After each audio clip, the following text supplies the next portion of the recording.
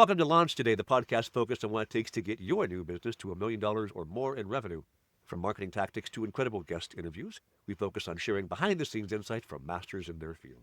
If you want to grow your revenue for your startup or business, you don't want to miss today, because joining us is Mr. Sweaty Startup himself, Nick Huber.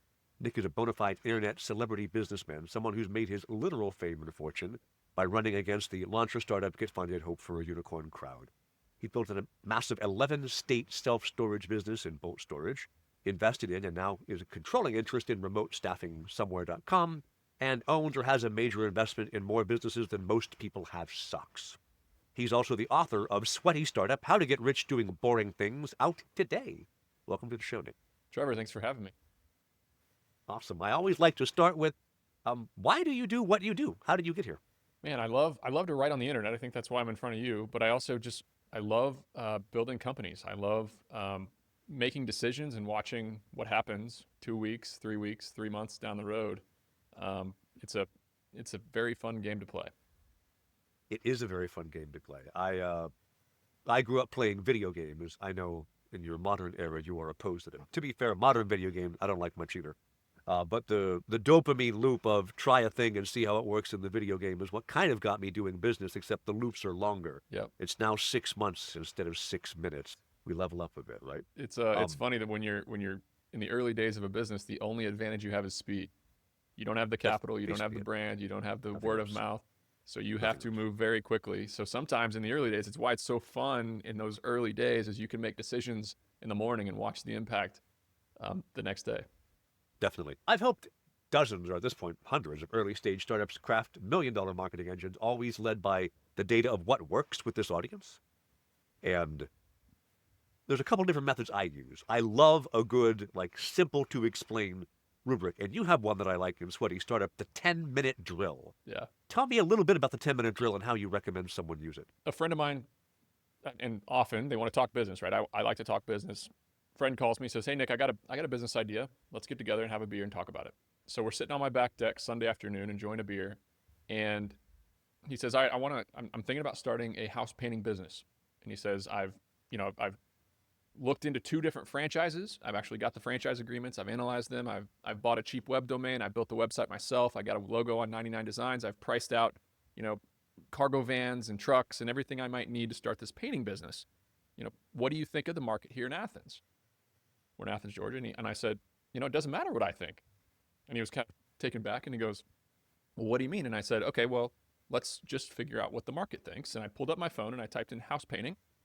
And, a couple companies show up right near my house. And I hit the first one and I hit call. This is Sunday afternoon. Guy answers on the second ring and is, saying, "Hey, I could be out there tomorrow morning. How's, 8 a.m. to meet?" And then I got a crew that's available to start Wednesday. We're very professional. He's bragging about the big jobs he's done, talking about the different types of paint, building trust and so on. I say, "Okay, let me talk to my wife." And I hang up the phone, call the second one on the list. No answer. Third one on the list, very eager to get the work, actually pulls up my house on Google Maps, gives me a ballpark estimate right there, and says, "Hey, I have a crew that can be out there and start tomorrow." Ooh, And I okay. say, "Okay, well, I'll talk to my wife and I'll give you a call back." And I hang up and I call one last call. And again, second ring, pick up. And this person is very eager, says that he'll price match and beat anybody in town, says that he can also be available this week. And he's talking about all the different things he can do. And just very, very, very eager to earn the business. I hang up the phone and I look at my friend and say, "Hey, what do you think of the business idea now?" Can you guess what his answer was? I think he might be like, oh, this looks good. Look at all these people who have successful businesses. I'm not convinced I would say that, but I think he might have. Yeah, so the concept is you're going to judge how hungry, how eager all the competitors are in your town to start to get and earn the business. You compare that to a survey that I bought a piece of property nearby and I needed to get a survey done on it to close on it. Needed somebody to come and, just simply tell me where the property lines were and get me a PDF with all my site information. I called 10 people. This is all different times during the week, called back several. I got one person willing to give me a price, and it was egregious for, half a day's work. I think I ended up paying almost $2,000 for this survey. So you compare those two businesses. That's what the 10-minute drill is about, is to, hey, just get out and pretend to be a customer and see what happens and see how eager and see, and then obviously the part of the book we go deeper, we go a lot deeper and talk about, how to figure out what these folks are earning and charging on an hourly basis per person to really, judge the feasibility of a business. But the beautiful thing about these service businesses, these sweaty startups, is geography is your moat. Yeah. So you can study your town. It's not like somebody in New York City can compete with me in Athens, Georgia, painting houses. Awesome. One thing I think that is really surprising about the 10-minute drill, and in the book you talk about, is all these people were showing how eager they were to earn your business. That's actually not necessarily a good sign. That means it's hard to compete, as opposed to surveying or classically plumbers, right? For a while when I was doing Google PPC ads back in the day, the worst clients in the world to have were plumbers because they didn't want your business. They had so much business coming in. They're like, I can't get enough trucks on the road. Shut up, go away. And maybe you should set up a truck in this town because there's clearly more demand than there is supply. Exactly right. It's a supply and demand game. It's economics after all. Exactly. So many founders struggle with the first step of business, validating demand before they build too much. Beyond identifying a sweaty need, what are cost-effective ways that you tested actual customer willingness to pay as opposed to what the vendors are, looking for in the demand side? How do you test supply side in the early days with something like when you were doing Storage Squad? Yeah. So look, if you have no money, no capital, no experience, it's best to start a business without a lot of upfront risk. Clean something, move something, repair something, right? You can get out and do that on the weekend. You can go knock on doors until you find people to pay you money. So my first step in a business is, hey, go make $500. No website, no LLC, no employees. Go make $500 trading your time for money. And in that experience, you're gonna learn a lot about that business. You're gonna learn a lot about the demand, and you're gonna learn a lot about the ability to charge the prices that you might need to charge to build a real company. So the early days of Storage Squad, I had 2 apartments because I had a lease that overlapped, and they both were rented over the summer, and I could only live in one of them. So I had to find something to do with the other one. I put an ad on Craigslist. Somebody emailed me and said, "Hey, the company that is in town to do pickup and delivery storage is egregiously expensive. I want to just put my stuff in your apartment. Can I do that?" So this person actually just came to me out of nowhere because there was such a demand. And I went and picked up their stuff, put it in my room. Then I printed out some flyers on my printer, and I went to the frats and the sororities and hung flyers. And next thing you know, 2.5 weeks later, I was sweaty, and I used my car to lug a bunch of boxes around town. But I had $3,000 cash on my bed a couple weeks later. So there you go. Again, no website, no LLC, no employees, just me and a 1999 Cadillac DeVille that I already had sitting in the driveway. Nice. That is when I teach marketing for startups, for Founder Institute or CXL or whomever. I do sometimes when they're like, I've got no budget. How do I get my first couple of customers? I'm like, well, flyers are real cheap. And if you do, door hangers, you can cut them out with scissors, right? Like, go nuts, right? So you can do. My brother owns a lawn care company, and his only method of marketing is to put bandit signs at intersections where people stop for a while.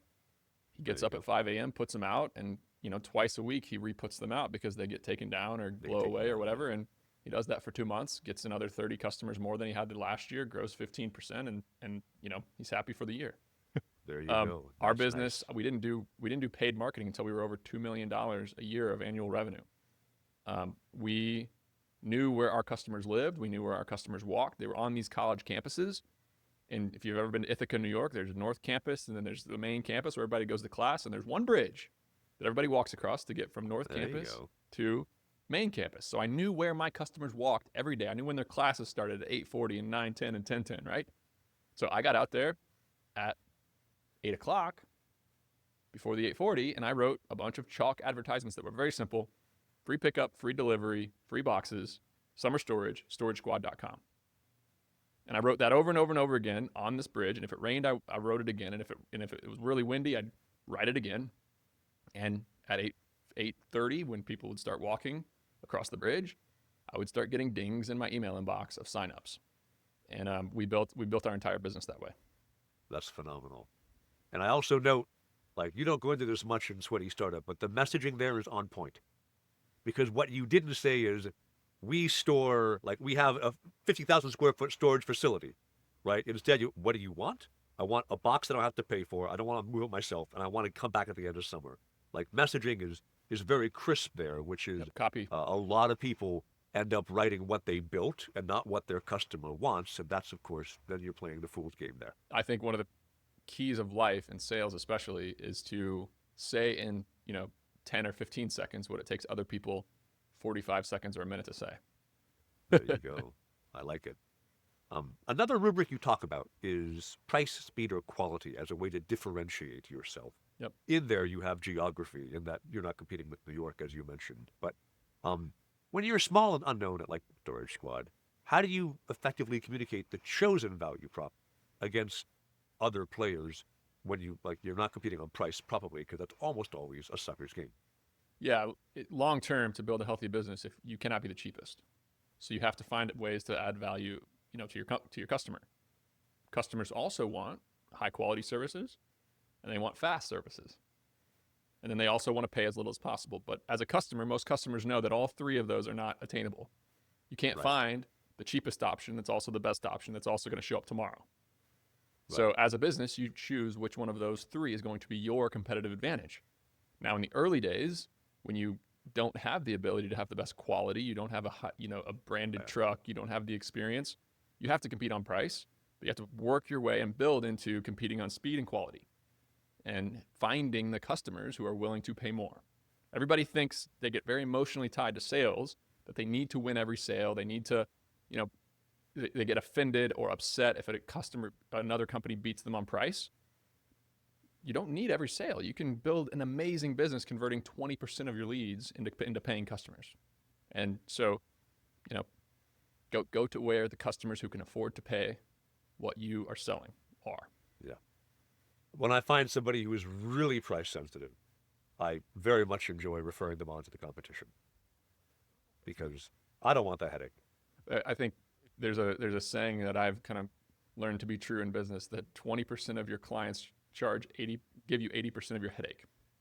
Yes. And Oh, 20% of your clients also give you 80% of your profit. It's not the same 20%. They're not the same 20%. The Very customer isn't definitely. always right. Like fire. Well, I like firing customers. that full statement, and that one is a pet peeve of mine. The full statement is the customer is always right in matters of taste. That is the actual quote. And I'm like, yeah, you're right. If you like this look better, fine, go with it. The way I do marketing is incredibly data driven. And the client can be like, this is the way I want to market my business. And I'll go, let's try it. And if it doesn't work for a week, let's try a new thing. There's no, because there's always the highest paid person's opinion, right? Which is a terrible way to make decisions. But when, like, a big part of what we do is we do $100 marketing campaigns to test messaging.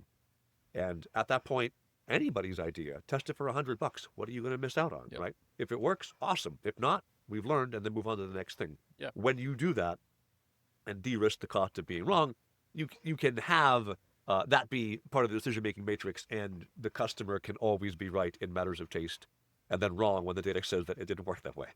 I think getting emotionally attached to your decisions and especially your methods is a fool's errand.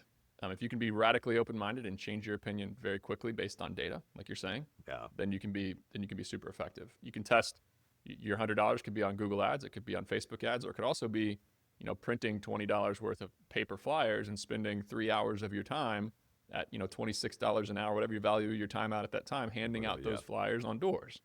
Definitely. And did it work? Did I spend $100 and get $500 to $1,000 of revenue? And is it repeatable?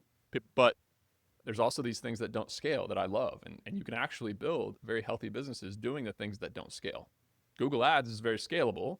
Hanging flyers and bandit signs is not. They both work, and people forget about the stuff that's hard work. People forget about the stuff that's hard work. That's a good full quote. So you actually talk about that hard work and embracing stress and discomfort. You mentioned you broke a couple moments where you had the early stressful moments, whether it was sales and getting loans together for bulk storage, or as you were building out Storage. storage. Yeah, exactly. Where you went through some pressure cooker moments, some heavy stress moments. Why does that make you a better founder? So I think it doesn't get easier. Like they say, I have a saying in track and field. I'm a runner. They say it doesn't get easier. You just go faster. And business is the exact same way. It never gets easy. You can be really good. You can be operating at a very high level and things are going to go wrong. You're going to have to iterate. You're going to have to solve problems that were unexpected. And the ability to deal with the stress it's a muscle. It's a skill. The ability to handle stress, like get comfortable doing uncomfortable things. Because almost anything in life worth having, especially in entrepreneurship, is very uncomfortable. Whether it be sales, solving problems, dealing with people problems, drama issues, whatever it might be, right? So there's no book, there's no podcast, there's no YouTube video that can teach you how to be a high level operator because you don't get put in those real life pressure situations. Just like how somebody's at the free throw line at the end of a basketball game is much, much, much different than sitting in an empty gym practicing free throws. And it's a skill.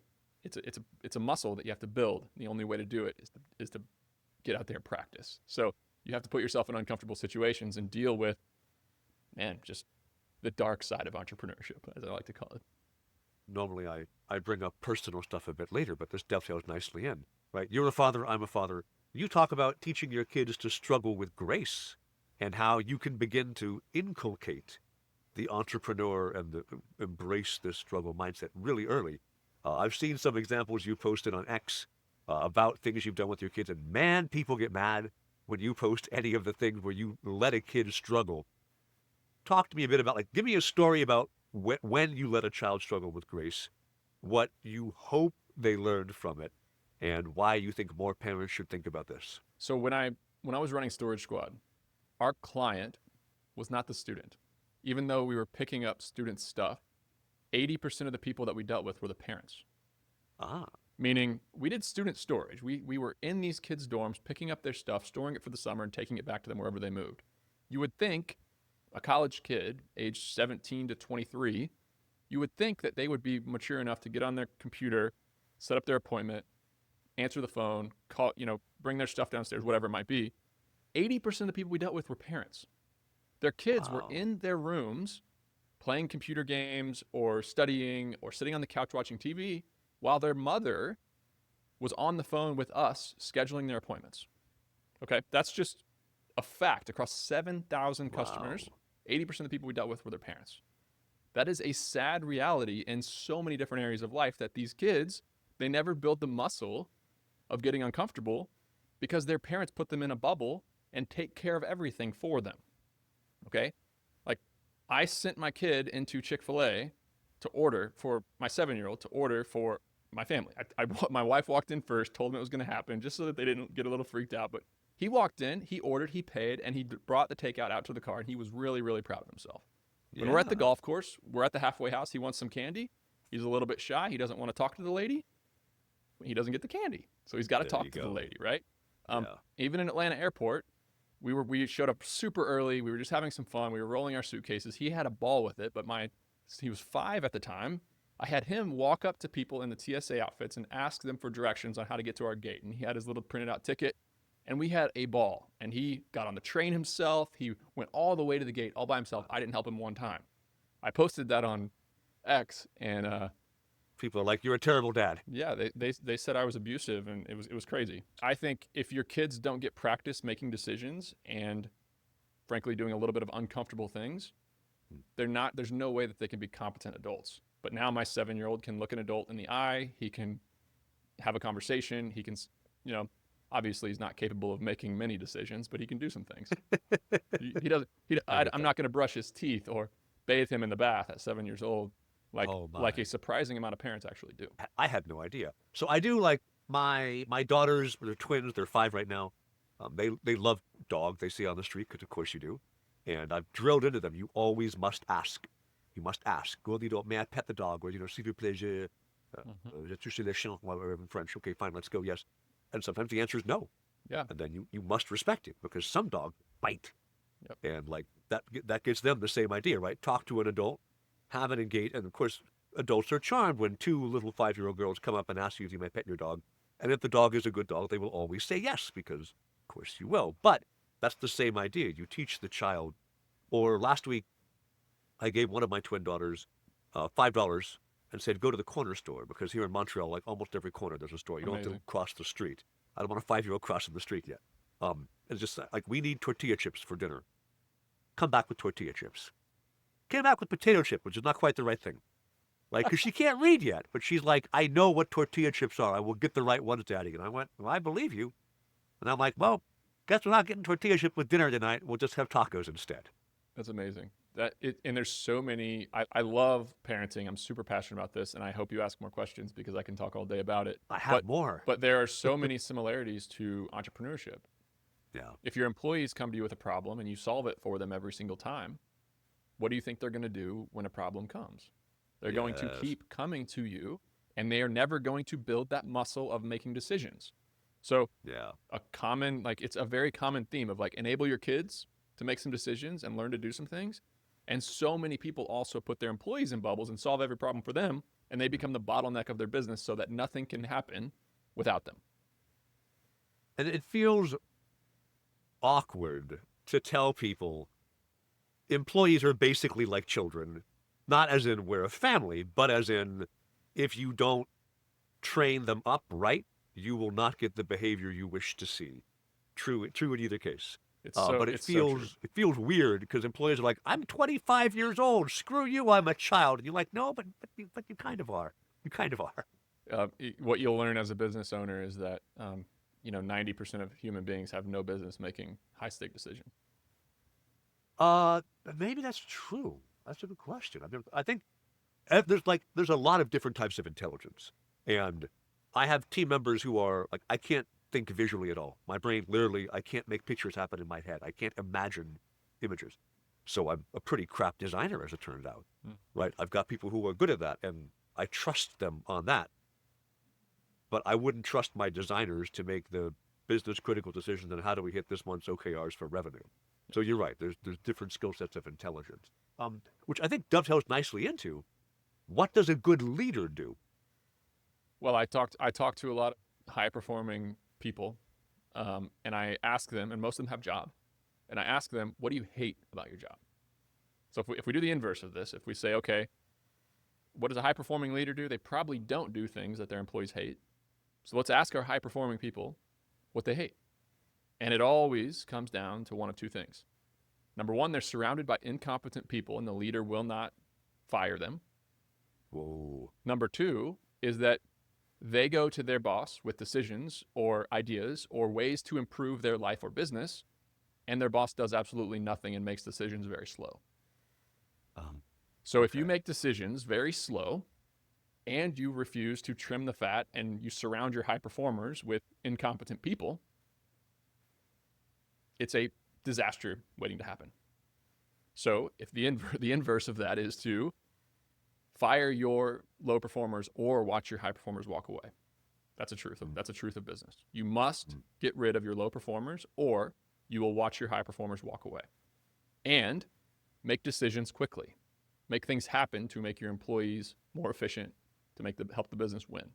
So if you can't make a quick decision and you also feel totally incapable of letting somebody go who's a poor performer, you're a bad leader.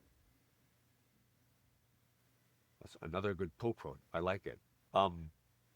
So AI is overwhelming the internet. What AI is doing, what our businesses have to keep up with AI, how AI is transforming the world. AI is not, I'm not convinced I saw a single mention of it in Sweaty Startup in the book. And I think I have some theories as to why, but let me ask you, why do you think Sweaty Startups have an advantage in this AI-obsessed online world right now? Generally speaking, I think AI is going to change a lot.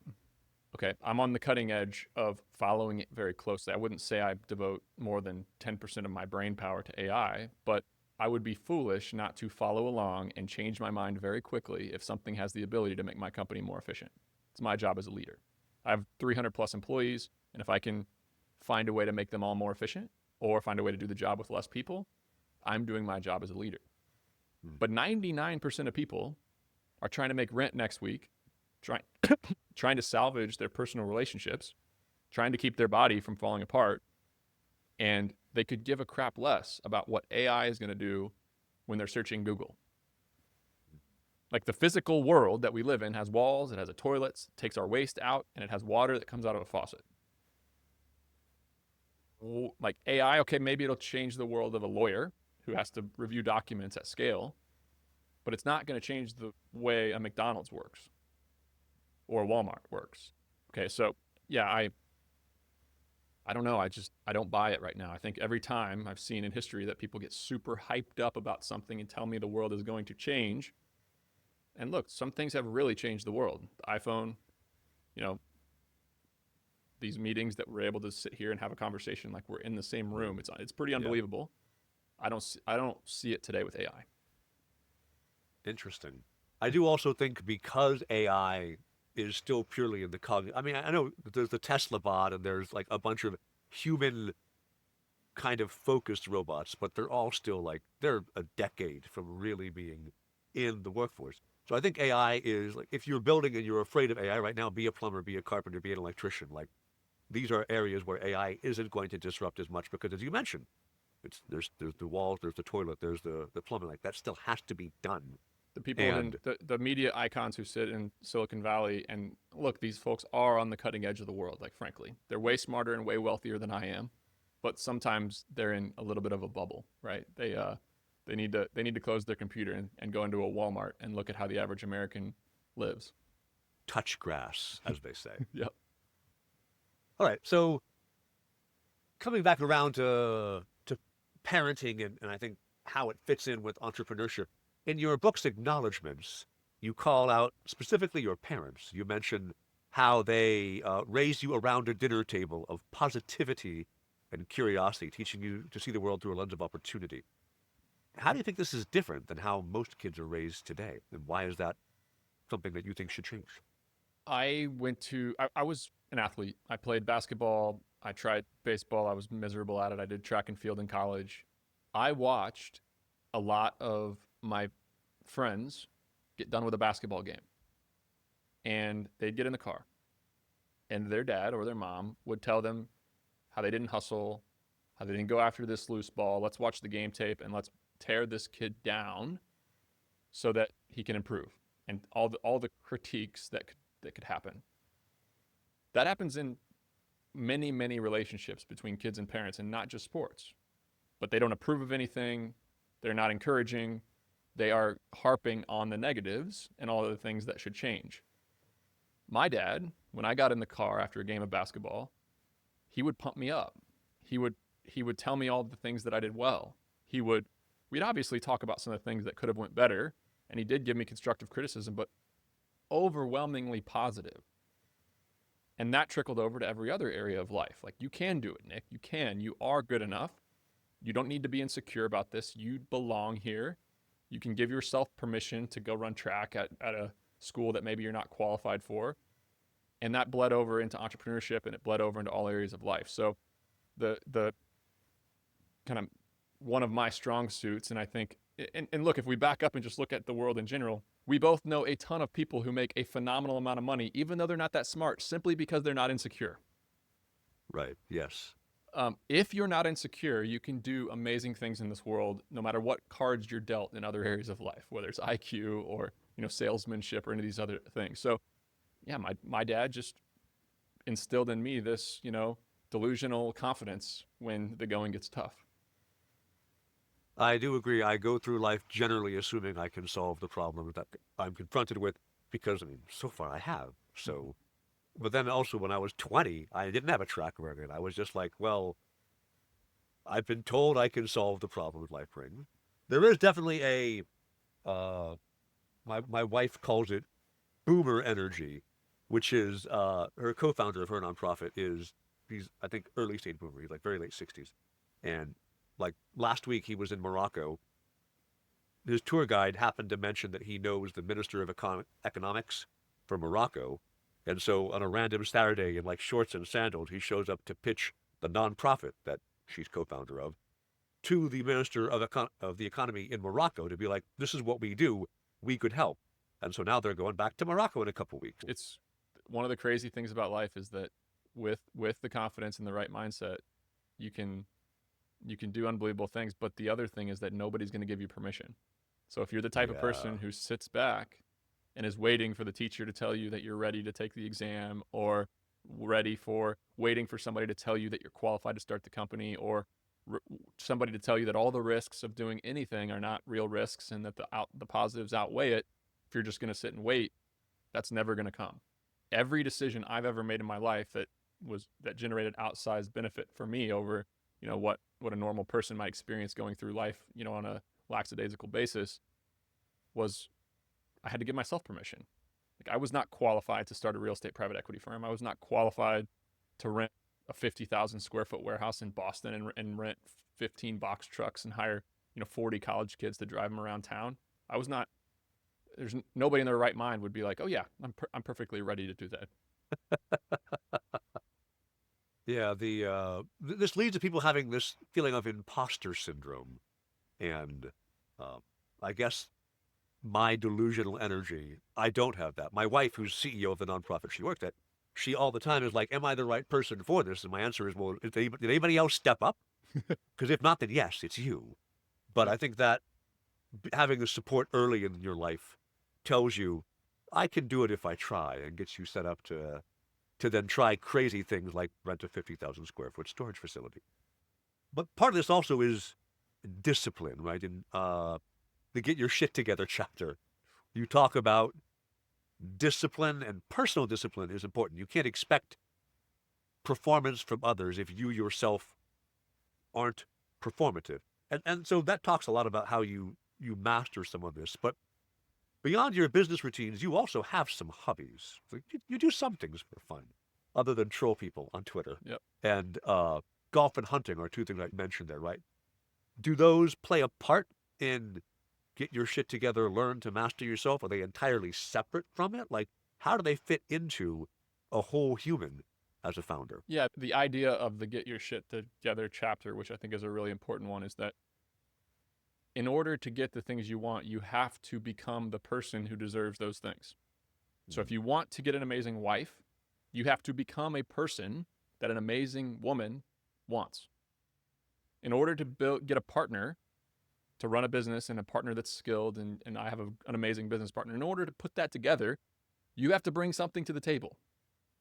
So if you go through life just being selfish, like, hey, I want this, I want that, I want this, you kind of got it all backwards.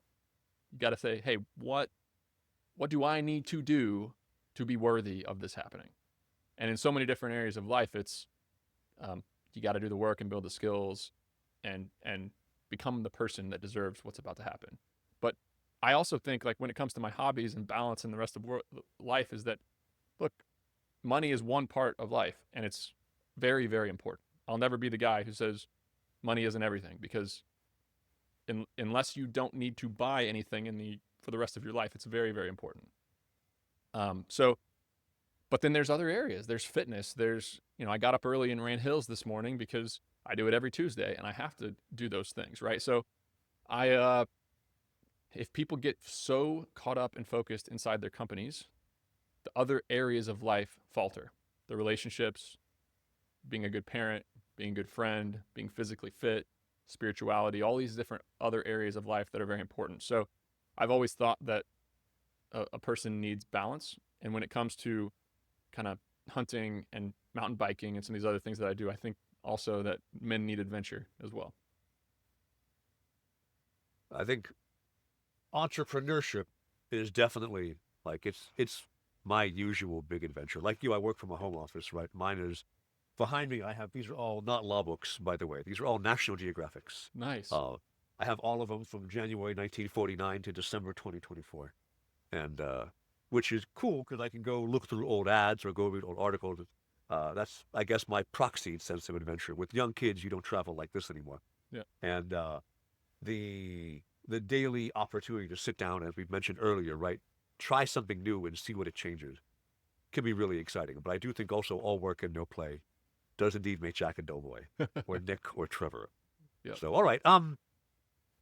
At the in Sweaty Startup, you do emphasize grind and execution is required for success. And uh, let me not get into political spectrum, but there's definitely a group of people who think you should have a quality of outcome, and somebody else who say you should have a quality of access, right? And the different focus for what looks like a successful society. Mm-hmm. And you talk about grind, effort, work, that's what's required to make success. Then there's other folks I follow. Paul Miller's a good example, who's like, no, you lead the unpurposed, unstructured life. That gets you where you want to be in the end anyway. You don't have to have this overwhelming obsession. What do you think is the difference between somebody who goes, I've got to do this, I've got to make this thing occur, and somebody who's more like, well, let me let life come to me? There's arguments for both sides, and I don't think that anybody should live a life that they don't want to live. But I think that business and your career enable the life you want to live, and too many people get selfish and make their career about them and make their business about them and make what they're doing about them and what they want to be doing. Does that make sense? So Yeah. too many people, like I hate the worst advice in entrepreneurship is follow your passion. I I cannot agree. stand it. I cannot stand it. Because the bottom line is that the world doesn't care about me. The economy doesn't care about me. And people with money in their pockets don't care what I want to be doing. That's just the bottom line. They have problems that they need solved. Period. They do not care about Nick. They don't care about what I'm up to. They don't care about what I want to be doing. They don't care about my hobbies. They don't care about my interests. So I need to look at the world and especially the economy in an unemotional way and say, what is the action that I can take right now from an entrepreneurship perspective? And this is the big idea of the book. What's the action that I can take right now that gives me the best odds of success? Okay, there's status that I don't care about. I don't care about going to Silicon Valley and putting on sweatpants and raising a bunch of money and telling everybody I got a new app. I don't care about that. I care about what is the path of least resistance to live the life I want to live and build a career that can support that. So I'm definitely in the camp of ownership as well. I don't think anybody's entitled to the quality of outcome. I think that everybody has to work and do the right things to get a quality of outcome. But I do think that opportunity is important, and luckily, we live in an area in a time where opportunity is there for everybody, in my opinion. Awesome. This then brings us very nicely to Sweaty Startup, How to Get Rich by Doing Boring Things. Give me the 30-second or 15-second why someone should read this. It's out today. Why should I read it? I think entrepreneurship culture, if you get on Twitter or if you walk down the street and ask somebody what entrepreneurship means to them, they're going to say Shark Tank, they're going to say new ideas, they're going to say venture capital, they're going to say Mark Zuckerberg, Elon Musk, Bill Gates. They're going to say all these people who changed the world. And they're literally going to think new idea. Entrepreneurship means new idea. And my argument is that it's not about a new idea at all. It's about finding something that works. It's about executing. It's about doing all the things that I talk about doing in the book, from salesmanship to delegation to hiring to marketing to all the things that are critical to be a good operator, and looking at the market unemotionally and going and doing boring things, because that's where the majority of people are not looking. Awesome. I've built Crowd Tamers up over 15 years by literally being the interface between Facebook ads and Google ads and somebody with money, right? This is anybody can learn to click these buttons, but they'd rather pay me to click the buttons for them. And the same is true for plumbing and carpentry, cleaning the, pressure washing, lawn cutting, any of the sweaty startups. People could do them, but they have more money than time, so they ask you to do it instead. And a good place Awesome. to start, the most visited page on my website is a list of 200 plus business ideas. It's over 400 now. These are business ideas that are Wow. not groundbreaking, not new, but in every single industry and every single idea, there's somebody out there making $1 million a year running that business. So if people are interested in that, they can go to sweatystartup.com/ideas to look at that list, and it'll kind of give you kind of a look into the thought process that I have. A Twitter buddy of mine, Spencer Scott, I think inspired by your Sweaty Startup ideas, bought a garbage truck for 18 grand, seller financed, and now is doing 35 grand a month picking up garbage, right?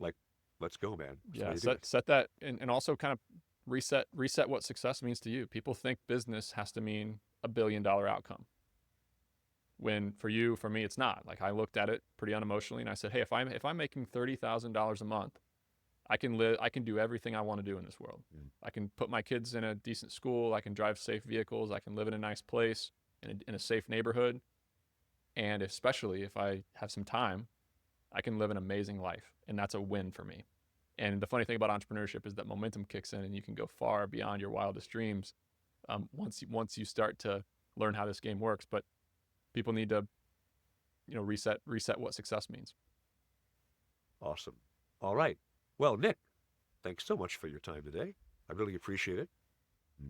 Everybody who's listening, if you want to see more stories about entrepreneurship, launching, scaling, and success, we've got another one coming out in 2 weeks. I don't remember who's next up on the roster, but every 2 weeks something comes out. So I will see you guys then. Be sure to subscribe. Thanks so much, everyone. Trevor, thanks for having me. I love your work. Thanks.